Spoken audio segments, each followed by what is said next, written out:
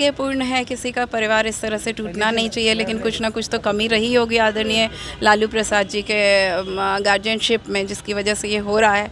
तो मैं तो शुभकामना दूंगी कि आप लोग एकजुट होएं, किसी का परिवार टूटे ये अच्छी बात नहीं होती। माँ बहन योजना की बात करते थे, सम्मान योजना की बात कर रहे थे, बिहार में महिलाओं को मिलेगा, माँ को मिलेगा, और उनके ही घर में माँ बहनों के साथ इस तरीके से हो रहा है। ये तो हम लोग बार बार कह रहे थे कि उनको सम्मान देना आता नहीं है, सिर्फ बोलना आता है। महिलाओं का क्या सम्मान करेंगे? पहले ही उन्होंने एक अपनी घर के बहू को भगाया था, और जो किसी की बेटी थी, अब तो सचमुच में अपनी बेटी को भी भगा दिया। तो ये सब पहले अपने घर के महिलाओं को मान सम्मान देना सोचेंगे, तभी बिहार के मान सम्मान की बात है और महिलाओं के मान सम्मान की बात है। ये सब कहने की बात है।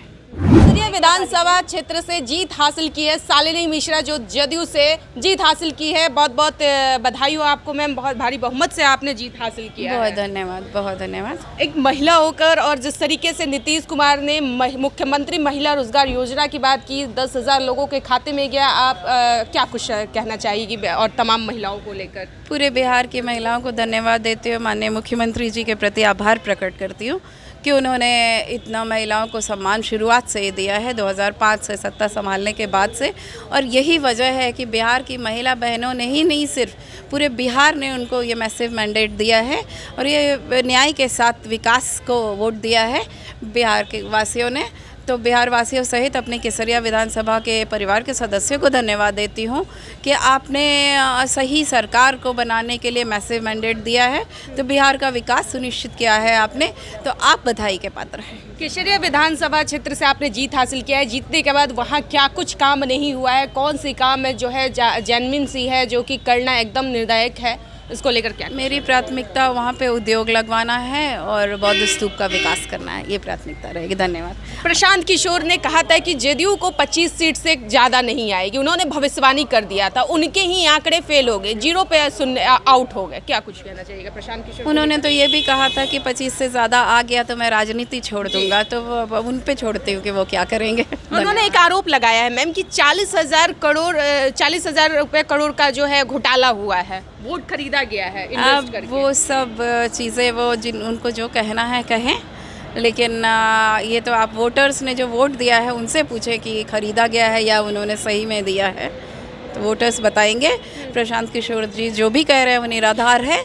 बिहार के विकास की बात माननीय मुख्यमंत्री जी ने हमेशा की है, बिहार का विकास किया है जो धरातल पर दिखा है, इसीलिए ये वोट मिला है। राहुल गांधी लगातार आरोप लगा रहे हैं कि आप लोगों ने वोट चोरी किया है, एनडीए ने वोट चोरी किया है, वोट को खरीदा है। किसी आने बिल्ली खंबा नोचे, दैट्स इट, थैंक यू। आप महिला हैं एक, और महिला के नाते आप क्या कुछ कहना चाहिए कि जिस तरीके से लालू प्रसाद यादव की बेटी रोहिणी यादव के साथ इस तरीके से हो रहा है, और बारी बारी से हर एक बेटियां अब घर से रवाना हो रही हैं?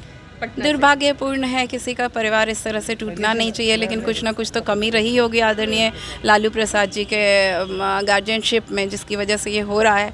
तो मैं तो शुभकामना दूंगी कि आप लोग एकजुट होएं, किसी का परिवार टूटे ये अच्छी बात नहीं होती। तेजस्वी यादव माँ बहन योजना की बात करते थे, सम्मान योजना की बात कर रहे थे, बिहार में महिलाओं को मिलेगा, माँ को मिलेगा, और उनके ही घर में माँ बहनों के साथ इस तरीके से हो रहा है। ये तो हम लोग बार बार कह रहे थे कि उनको सम्मान देना आता नहीं है, सिर्फ बोलना आता है। महिलाओं का क्या सम्मान करेंगे? पहले ही उन्होंने एक अपनी घर के बहू को भगाया था, और जो किसी की बेटी थी, अब तो सचमुच में अपनी बेटी को भी भगा दिया।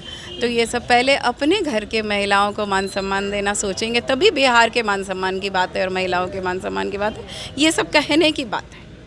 बहुत बहुत धन्यवाद। तो हमारे साथ शालिनी मिश्रा जी थी, इन्होंने क्या कुछ कहा तमाम मुद्दों को लेकर, और जिस तरीके से विपक्ष लगातार आरोप लगा रहे कि वोट चोरी किया गया है, वोट को खरीदा गया है 10,000 रुपये में, इसको लेकर भी इन्होंने अपनी बात को रखा। और रोहिणी आचार्य को लेकर भी इन्होंने कहा कि उनके साथ सरासर गलत हो रहा है। इस पर लालू यादव को कुछ एक्शन लेना चाहिए, आगे आकर बढ़कर चढ़कर जो है अपनी बेटी के लिए बोलना चाहिए। फिलहाल इस खबर में इतना ही। आप लोग देख रहे थे जब तक लाइव, मैं आपके साथ दिव्या पांडे, धन्यवाद।